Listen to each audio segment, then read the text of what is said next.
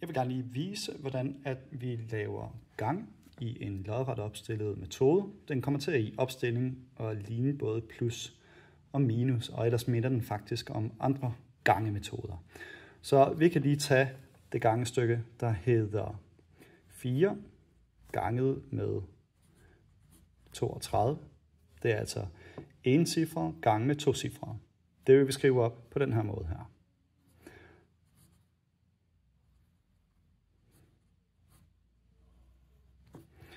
Godt. Så vi holder 1'er under 1'er, 10'er under 10'er. Så det er 4, vi skal gange, og vi ganger altså op i de forskellige tal her. Så vi starter med at sige 4 gange 2, det giver 8. Derfor skriver vi bare 8.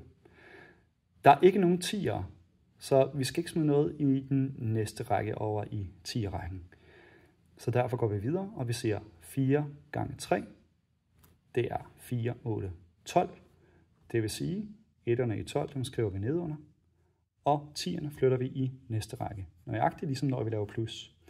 4 gange ingenting, det giver ikke noget. Plus 1, det giver 1.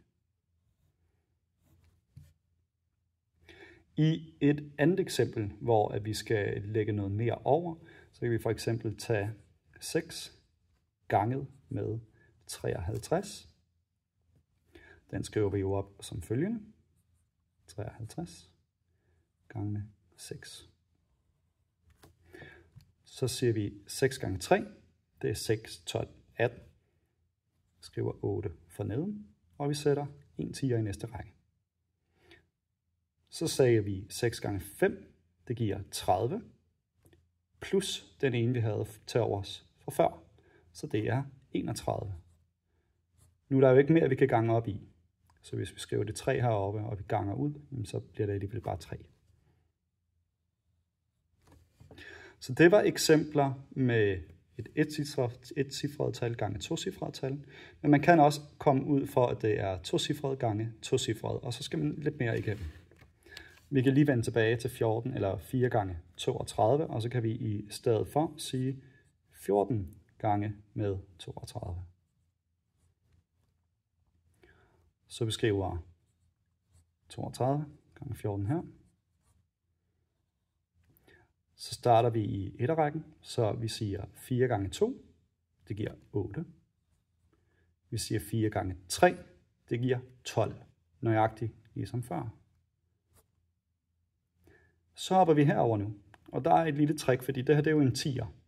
Så for at vi sikrer os, at vi arbejder med 10'er, så sætter vi et 0 her. Fordi når vi siger 1 10'er gange 2, så har vi jo 2 10'er, så hvis jeg havde skrevet 2 i etterrækken, så havde det ikke passet. Så vi siger 1 gange 2, det giver 2, og vi siger 2 eller 1 gange 3, det giver 3. Så plusser vi det her sammen. Så vi siger 8 plus 0, vi siger 2 plus 2, og vi siger 1 plus 3. Jeg håber, I kan bruge det. God arbejdslyst.